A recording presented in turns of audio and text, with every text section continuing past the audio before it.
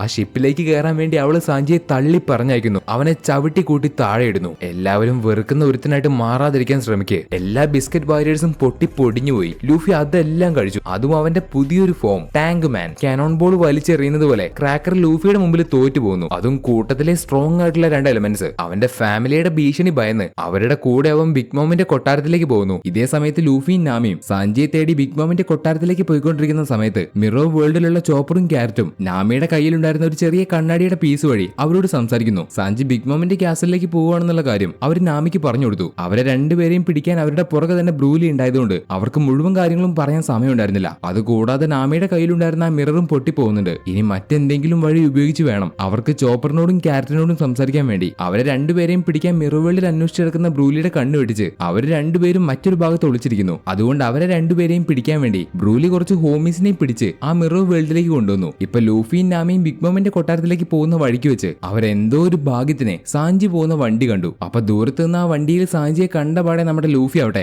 അവന്റെ അടുത്തേക്ക് സാഞ്ചി എന്ന് വിളിച്ച് ചാടി വന്നു. സാഞ്ചിയെ കണ്ട നാമിയും ലൂഫിയും ഒരുപാട് സന്തോഷിച്ചു. എന്നാൽ ആ സന്തോഷം സാഞ്ചിക്ക് മാത്രം ഉണ്ടായിരുന്നില്ല. അവന്റെ ഉള്ളിൽ കിടന്ന് പുകയുന്ന ആ കനല് അത് അവന് മാത്രമേ അറിയുള്ളൂ. അതുപോലെ ലൂഫി അവിടേക്ക് വരുമെന്ന് സാഞ്ചി ഒട്ടും പ്രതീക്ഷിച്ചില്ല. ബിഗ് മോമിന്റെ അത്രയും ടൈറ്റ് ആയിട്ടുള്ള സെക്യൂരിറ്റി ഒക്കെ മറികടന്ന് ലൂഫി അവിടേക്ക് എങ്ങനെ എത്തിപ്പെട്ടു അതൊന്നും സാഞ്ചിക്ക് മനസ്സിലാവുന്നില്ല. സാഞ്ചിയെ കണ്ട സന്തോഷത്തിൽ ലൂഫി അവൻ പോകുന്ന വണ്ടിയുടെ മുകളിലേക്ക് ചാടി വീണ്, സാഞ്ചി നമുക്ക് എത്രയും പെട്ടെന്ന് ഇവിടെ നിന്ന് പോണം, നീ കളിക്കാതെ വരുന്നുണ്ടോ? പിന്നെ നീ എഴുതി വെച്ച നോട്ടൊക്കെ ഞാൻ വായിച്ചു, നീ എന്തായാലും തിരിച്ചു വരുമെന്നല്ല അതിൽ എഴുതിയിരുന്നത്. പക്ഷെ അത്രയും സമയമൊന്നും എനിക്ക് കാത്തിരിക്കാൻ കഴിയില്ല, അതുകൊണ്ട് കുറച്ചൊക്കെ കഷ്ടപ്പെട്ട് ഞാൻ ഇവിടേക്ക് അങ്ങ് പോന്നു എന്നിങ്ങനെ സാഞ്ചിയെ കണ്ട സന്തോഷത്തില് ലൂഫി സാഞ്ചിയോട് പറയുമ്പോ ആരും പ്രതീക്ഷിക്കാത്ത രീതിയിൽ സാഞ്ചി ഒരു ഒറ്റ ചവിട്ടിന് ആ വണ്ടിയുടെ മേലെ നിന്ന് ലൂഫിയെ ചവിട്ടി തെറിപ്പിച്ചു. എന്റെ പേര് വിൻസ്മോക്ക് സാഞ്ചി എന്നാണ്, അതുകൊണ്ട് നിന്റെ കൂടെ ഒന്നും ഞാൻ ഒരിക്കലും വരാൻ പോകുന്നില്ല. നിന്നെ പോലത്തെ വൃത്തികെട്ട ലോ ക്ലാസ് പൈററ്റ്സ് ഇവിടെ നിന്ന് എത്രയും പെട്ടെന്ന് തിരിച്ചു പോകുന്നതായിരിക്കും നല്ലത്. ശരിയാണ്, ഞാൻ നിങ്ങളുടെ കൂടെ കുറച്ചു കാലം ഉണ്ടായിരുന്നു, പക്ഷെ ഇപ്പൊ എനിക്ക് അതിനേക്കാളും വലിയൊരു ഓഫർ കിട്ടി. ബിഗ് മോമിന്റെ മകളുമായിട്ടുള്ള ഒരു കല്യാണത്തോടെ എന്റെ ജീവിതം ആകെ അങ്ങ് മാറി മറിയും. അതിനുശേഷം ഞാൻ നിങ്ങളെപ്പോലെ ആയിരിക്കില്ല, എന്റെ റേഞ്ച് തന്നെ മാറിപ്പോവും. അതുകൊണ്ട് ഒരു കാര്യം ഞാൻ പറയാം, ഇത്രയും കാലം നിങ്ങളുടെ കൂടെ എന്നെ നിർത്തിയതിന് ഒരുപാട് നന്ദി. ഇനി നിങ്ങൾ വന്നത് ഏത് വഴിയാണോ ആ വഴി തന്നെ തിരിച്ചു പോവാൻ നോക്ക് എന്ന് സാഞ്ചി തിരിച്ച് ലൂഫിയോട് പറയുമ്പോ ലൂഫി അവൻ പറയുന്നതൊന്നും കേൾക്കാൻ കൂട്ടാക്കുന്നില്ല. സാഞ്ചി ഒരിക്കലും മനഃപൂർവ്വം അങ്ങനെ പറയില്ല എന്ന് ലൂഫിക്ക് അറിയാം. അവൻ അങ്ങനെ പറഞ്ഞതിലും എന്തെങ്കിലും ഒരു കാരണം ഉണ്ടാവും. ആ ഒരു കാര്യം എന്താണെന്ന് അവൻ അറിയാതെ അവിടെ നിന്ന് പോയില്ല എന്ന് ലൂഫി പറയുന്നു. എന്തിനാ ഇങ്ങനെ വാശി പിടിക്കുന്നേ? നിങ്ങളുടെ കൂടെ വരാൻ താല്പര്യമില്ലെങ്കിൽ അതിന്റെ അർത്ഥം താല്പര്യമില്ല എന്നാണ്. ഇപ്പൊ നിങ്ങളുടെ കൂടെ വന്നാൽ എനിക്ക് എന്ത് കിട്ടും? വെറും വീക്ക് ആയിട്ടുള്ള ഒരു പൈററ്റ്സ് മാത്രമാണ് നിങ്ങൾ. അതിനു പകരം ബിഗ് മോമിന്റെ മകളെ കല്യാണം കഴിച്ചാൽ ഞാനിവിടെ സന്തോഷമായിട്ട് ജീവിക്കും. പിന്നെ നിന്നെ കൊണ്ടൊന്നും ഒരിക്കലും കിങ് ഓഫ് ദ പൈററ്റ് ആവാൻ കഴിയില്ല. അതുകൊണ്ട് ഇവിടെ നിന്നിനി ചീഞ്ഞളിയാതെ എവിടേക്കെങ്കിലും പോവാൻ നോക്ക്. അതിന് തിരിച്ച് ലൂഫി ആവട്ടെ, സാഞ്ചി നീ എന്നെ പറ്റിക്കാൻ നോക്കണ്ട, ഞാൻ ഇവിടെ നിന്ന് പോവില്ല എന്ന് പറഞ്ഞാൽ പോവില്ല. ഓ അപ്പൊ കാര്യങ്ങൾ അങ്ങനെയാണോ? എന്നാ നിന്നെ ഇവിടെ നിന്ന് പറഞ്ഞയക്കേണ്ടത് എങ്ങനെയാണെന്ന് എനിക്കറിയാം എന്ന് പറഞ്ഞ് സാഞ്ചി ലൂഫിയെ അറ്റാക്ക് ചെയ്യാൻ അവന്റെ കാല് പൊക്കി. എന്നിട്ട് സാഞ്ചി ചാടി വന്ന് ലൂഫിയുടെ മുഖത്തിനിട്ട് ഒരൊറ്റ ചവിട്ട് കൊടുത്തു. ആ ചവിട്ട് കൊണ്ട് ലൂഫി ഒരുപാട് ദൂരെ പോയി തെറിച്ച് വീണ് അവന്റെ മുഖം മുറിഞ്ഞ് ചോര വരുന്നു. അപ്പൊ സാഞ്ചി ലൂഫിയോട് എന്റെ കൂടെ തിരിച്ച് ഫൈറ്റ് ചെയ്യേ, ഹാക്കി യൂസ് ചെയ്യേ, അല്ലെങ്കിൽ നീ ചത്തുപോവും. അതിന് ലൂഫി ആവട്ടെ, ഞാൻ ഹാക്കി ഒന്നും യൂസ് ചെയ്യുന്നില്ല, എനിക്ക് നിന്റെ കൂടെ ഒന്ന് സംസാരിച്ചാൽ മതി, അതല്ലാതെ ഞാൻ നിന്റെ കൂടെ ഫൈറ്റ് ഒന്നും ചെയ്യില്ല. അത് കേട്ടിട്ട് ദേഷ്യം വരുന്ന സാഞ്ചി ലൂഫിയെ വീണ്ടും വീണ്ടും അടിക്കുകയാണ്. സാഞ്ചി ലൂഫിയെ അടിക്കുന്നത് കാണുമ്പോ നാമി, സാഞ്ചി ഇതൊന്നും നിർത്തുന്നുണ്ടോ? ഞങ്ങൾ നിന്നെ തിരിച്ചു കൊണ്ടുപോകാൻ വേണ്ടി ഇവിടേക്ക് വന്നത്, പക്ഷെ നീ ഇപ്പൊ എന്താ ചെയ്തുകൊണ്ടിരിക്കുന്നേ? ലൂഫി രാത്രി മുതൽ ഇതുവരെ നിനക്ക് വേണ്ടി ഫൈറ്റ് ചെയ്തു, ഒരു ടോപ്പ് ഓഫീസറിനെ തോൽപ്പിച്ചു, അതുകൊണ്ട് അവന്റെ ബോഡി ഇപ്പോ. നാമി മിണ്ടാതിരിക്കുക, ഇത് ഞങ്ങൾക്കിടയിലുള്ള ഫൈറ്റ് ആണ്, നീ ഇതിൽ ഇടപെടണ്ട, ഇത് ഞങ്ങൾക്കിടയിലുള്ള ഡ്യൂവലാണ് എന്ന് ലൂഫി. അത് കേട്ട് സാഞ്ചി ആവട്ടെ ലൂഫിയെ അടിച്ച് ഒരുപാട് പ്രാവശ്യം അടിക്കുന്നുണ്ട്. പക്ഷെ എന്നിട്ടും ലൂഫി താഴെ വീഴുന്നില്ല. അതുകൊണ്ട് അവന് ലൂഫി അടിച്ച് വീഴ്ത്താൻ വേണ്ടി അവൻ അവസാനമായിട്ട് ചാടി വന്ന് ലൂഫിയുടെ തലക്കിട്ട ഒരു ഒറ്റ ചവിട്ട്. കണ്ടു നിന്ന നാമി പോലും വേണ്ടാന്ന് പറയുന്നുണ്ട്. പക്ഷേ അവൻ ലൂഫി അടിച്ച് വീഴ്ത്തി. ലൂഫി ബോധം നഷ്ടപ്പെട്ട് താഴെ വീണു. തിരിച്ച് സാഞ്ചി വണ്ടിയിലേക്ക് കയറി അവിടെ നിന്ന് പോവാൻ തുടങ്ങുമ്പോ നാമി അവനെ തടഞ്ഞ് അവന്റെ കരണം നോക്കി ഒന്ന് പൊട്ടിച്ചു. അതിന് തിരിച്ചൊന്നും പറയാതെ സാഞ്ചി വണ്ടിയിൽ കയറി അവിടെ നിന്ന് പോകുന്നു. അപ്പൊ നിലത്ത് ബോധമില്ലാതെ കിടന്നിരുന്ന ലൂഫി പെട്ടെന്ന് എണീറ്റു. അവിടെ നിക്ക് സാഞ്ചി,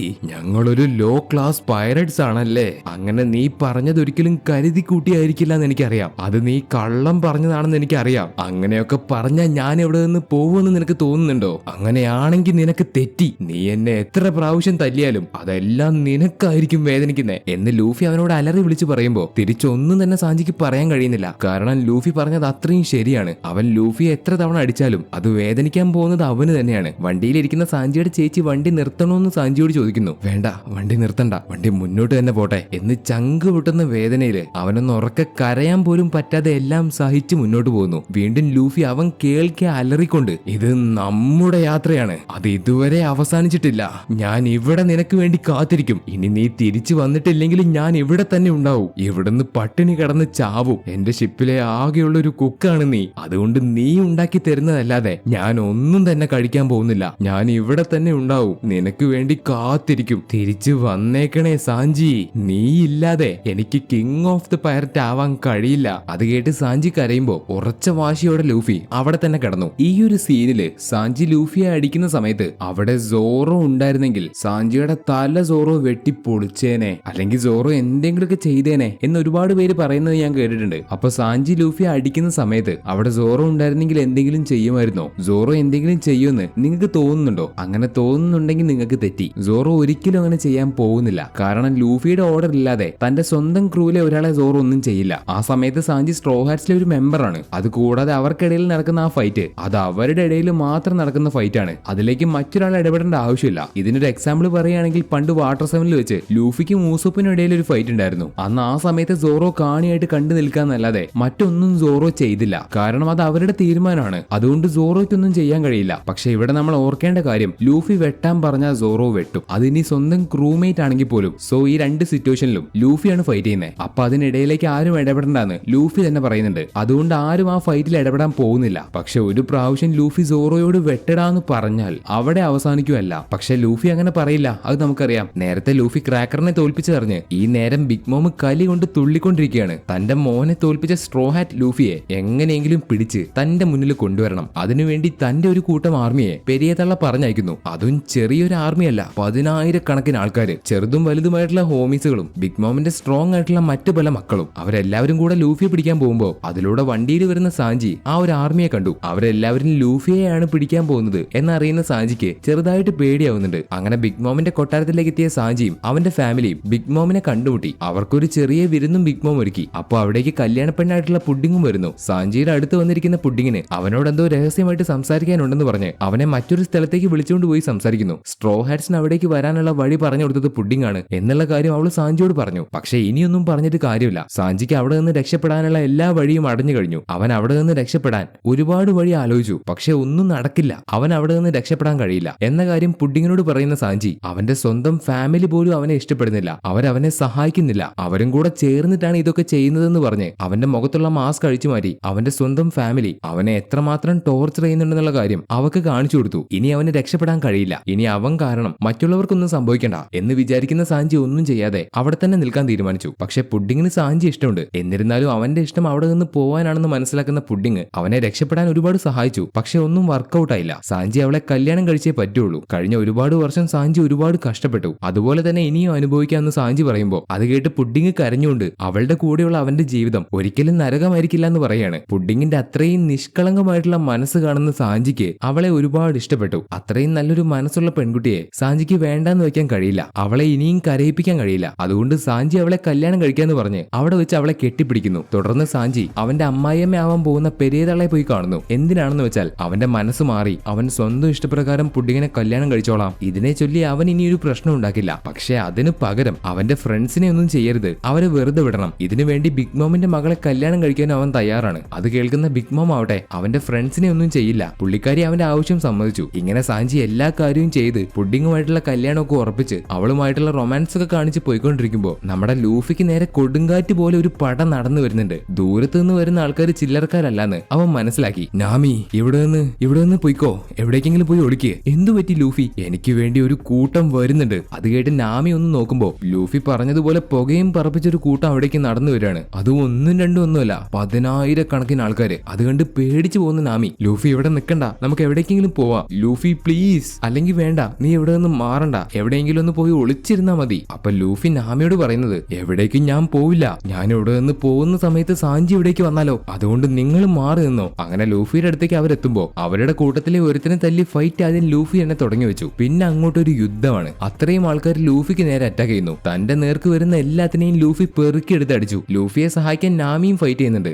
ആദ്യം അവളുടെ കയ്യിലുള്ള വീവർ കാർഡ് ഉപയോഗിച്ച് ഒരുപാട് ഹോമീസിനെ തടഞ്ഞു. അവളുടെ തണ്ടർ അറ്റാക്ക് ഉപയോഗിച്ച് ഒരുപാട് പേരെ അറ്റാക്ക് ചെയ്ത് താഴെയിട്ടു. പക്ഷെ എന്നാൽ ലൂഫിക്കും അവൾക്കും ഒരുപാട് നേരം പിടിച്ചു നിൽക്കാൻ കഴിഞ്ഞില്ല. ഒരുപാട് ആൾക്കാർ അവരെ ചുറ്റി വളഞ്ഞ് അറ്റാക്ക് ചെയ്തപ്പോ അവർക്ക് തിരിച്ച് വലുതായിട്ടൊന്നും അവർക്കൊന്നും ചെയ്യാൻ കഴിഞ്ഞില്ല. ബിഗ് മോമിന്റെ ഒരു മകള് നാമിയെ സഹായിക്കുന്ന കിങ് ബാമിനെ വെട്ടി മുറിക്കുന്നുണ്ട്. എന്നിട്ട് അവള് നാമിയെ പിടിച്ചു. ഒരുപാട് പേര് ഒരേ സമയം കൂട്ടത്തോടെ അറ്റാക്ക് ചെയ്ത് അവർ നമ്മുടെ ലൂഫിയെയും പിടിച്ചു. അങ്ങനെ അവര് പിടികൂടിയ രണ്ടുപേരെയും ബിഗ് മോമിന്റെ കൊട്ടാരത്തിലേക്ക് കൊണ്ടുവന്ന് അവിടെ തന്നെയുള്ള ഒരു സ്പെഷ്യൽ ജയിൽ ലൈബ്രറിയില് അവരെ പൂട്ടി വെക്കുകയാണ്. ബിഗ് മോമിന്റെ മക്കൾക്ക് പല പവേഴ്സും ഉണ്ട്. ഈ കാണുന്ന മുഴുവൻ ലൈബ്രറി ഉണ്ടാക്കിയത് ബിഗ് മോമിന്റെ മോണ്ടോർ എന്ന് പറയുന്ന ഒരു മകന്റെ പവേഴ്സ് ഉപയോഗിച്ചിട്ടാണ്. നേരത്തെ ലൂഫിയെ പിടിക്കാൻ കൂടെ നിന്ന ആൾക്കാരുടെ കൂട്ടത്തിൽ അയാൾ ഉണ്ടായിരുന്നു. ഈ ഒരു ജയിൽ ലൈബ്രറിയുടെ മുഴുവൻ സെറ്റപ്പും അയാളുടെ പവേഴ്സ് ഉപയോഗിച്ചിട്ടാണ് ഉണ്ടാക്കിയത്. അവിടേക്ക് പിടിച്ചോണ്ട് വന്ന നമ്മുടെ ലൂഫിയും നാമിയും അവർ ആ ലൈബ്രറിക്കുള്ളിലെ ഒരു ബുക്കിന്റെ അകത്ത് അടച്ചു വെക്കുകയാണ്. ആ ബുക്കിന്റെ അകത്ത് ആരെ പൂട്ടി വെച്ചാലും അവർക്ക് പുറത്തേക്ക് വരാൻ കഴിയില്ല. അവരിനി എത്രയൊക്കെ തന്നെ ശ്രമിച്ചാലും അവർക്ക് ഒരിക്കലും പുറത്തേക്ക് പോകാൻ കഴിയില്ല. അതുപോലെ നമ്മുടെ ലൂഫിയും നാമിയും പെട്ടുപോയി. ഇതേ സമയത്ത് ബ്രൂലി അവള് കൊണ്ടുവന്ന ആൾക്കാരെയും ചേർത്ത് ചോപ്പറിനെയും ക്യാരറ്റിനെയും പിടിക്കാൻ ശ്രമിക്കുകയാണ്. അവരെങ്ങനെ പോയാലും ബ്രൂലിയുടെ കൈകൊണ്ട് പിടിക്കപ്പെടും. അതുകൊണ്ട് അവസാനമായിട്ട് നമ്മുടെ ചോപ്പർ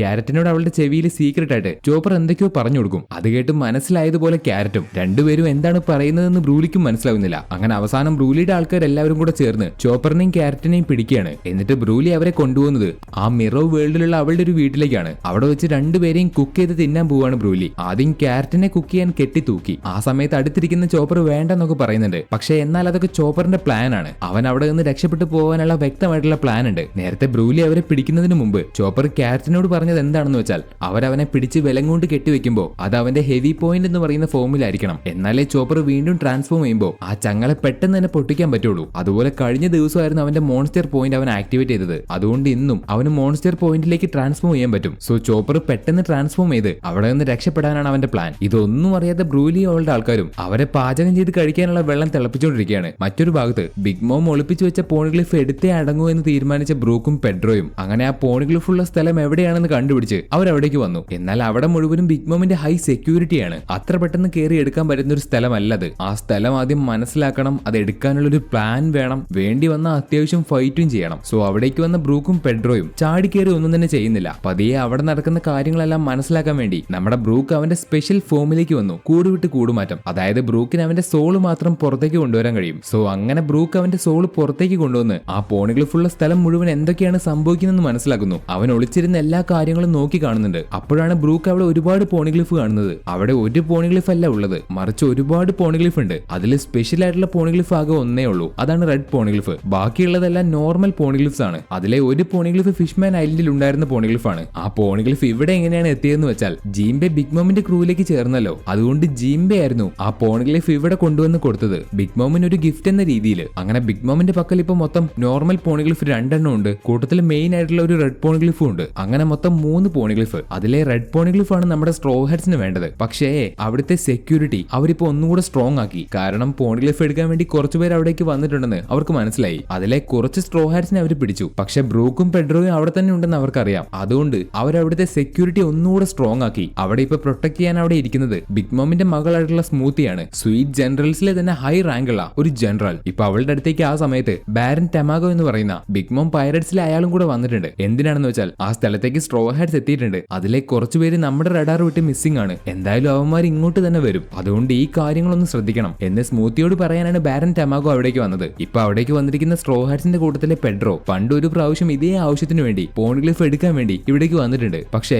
അവൻ പിടിക്കപ്പെട്ടു. അന്ന് അവനും അവന്റെ കൂടെ ഉണ്ടായിരുന്ന പെക്കോംസും ബിഗ് മോമിന്റെ കാലിൽ വീണ് അപേക്ഷിച്ചിട്ടാണ് കൂട്ടത്തിലെ പെഡ്രോയെ മാത്രം വെറുതെ വിട്ടത്. അതുപോലെ പെക്കോംസ് ബിഗ് മോമിന്റെ ക്രൂവിലേക്ക് ചേർന്നു. ഇത്രയും സെക്യൂരിറ്റി ഉപയോഗിച്ച് അവർ ഈ പോണിഗ്ലിഫ് പ്രൊട്ടക്ട് ചെയ്യുന്നതും ഒരുപാട് പേര് ഈ പോണിഗ്ലിഫ് എടുക്കാൻ ശ്രമിക്കുന്നതും ഒരേ ഒരു ആവശ്യത്തിന് വേണ്ടി മാത്രമാണ്. കിങ് ഓഫ് ദ പൈററ്റ് എന്ന ടൈറ്റിലിന് വേണ്ടി. അതായത് ലോകത്തിലെ അവസാനത്തെ ഐലൻഡ് അവർക്ക് കണ്ടുപിടിക്കാൻ വേണ്ടി ലോകത്തിലെ 4 എംബ്രേഴ്സും ഇതിനുവേണ്ടി എന്നും കഷ്ടപ്പെട്ടുകൊണ്ടിരിക്കുകയാണ്. എല്ലാവർക്കും വേണ്ടത് ഈ ഒരു റോഡ് പോണിഗ്ലിഫ് ആണ്. ഈ 4 എണ്ണം ഒരുമിച്ച് ആർക്ക് കിട്ടുന്നോ അവർക്ക് അവസാനത്തെ ലാഫ് ടൈലിലേക്ക് എത്താൻ പറ്റും. അങ്ങനെ അവർക്ക് കിങ് ഓഫ് ദ പൈററ്റ് ആയി മാറാൻ പറ്റും. എന്നിങ്ങനെയുള്ള കാര്യങ്ങളൊക്കെ ബാരൻ ടെമാഗോ ഇപ്പൊ സ്മൂത്തിക്ക് പറഞ്ഞു കൊടുക്കുന്നുണ്ട്. അതെല്ലാം അവിടെയായിട്ട് ഒളിച്ചിരിക്കുന്ന ബ്രൂക്കും കേൾക്കുന്നുണ്ട്. അങ്ങനെ എല്ലാം മനസ്സിലാക്കിയതിനു ശേഷം ബ്രൂക്ക് നേരെ പെഡ്രോയുടെ അടുത്തേക്ക് വന്ന് അവിടെ നടന്ന എല്ലാ സംഭവങ്ങളും അവൻ പെഡ്രോയ്ക്കും പറഞ്ഞു കൊടുക്കുന്നുണ്ട്. അങ്ങനെ എല്ലാം കേട്ട് കഴിയുന്ന പെഡ്രോയ്ക്ക് കാര്യങ്ങൾ അത്ര എളുപ്പമല്ലെന്ന് മനസ്സിലാവുന്നുണ്ട്. ഇപ്പോ അവിടെ ഒരു സ്വീറ്റ് ജനറൽ ഉണ്ട്. അവർ അത്രയും പവർ ഉള്ള ഒരാളുമായിട്ട് ഏറ്റുമുട്ടുക എന്നുള്ളത് അത്രയും പ്രയാസമുള്ള ഒരു കാര്യമാണ്. അവളെ കണ്ടപാടെ അവൾ അത്യാവശ്യം തരക്കേടില്ലാത്തൊരു സ്ട്രോങ് ആയിട്ടുള്ള ഒരാളാണെന്ന് ബ്രൂക്കിന് മനസ്സിലായി. എന്നിരുന്നാലും ബ്രൂക്കിനും പെഡ്രോയ്ക്കും ഇന്നത്തെ രാത്രി അല്ലാതെ മറ്റൊരു അവസരമില്ല.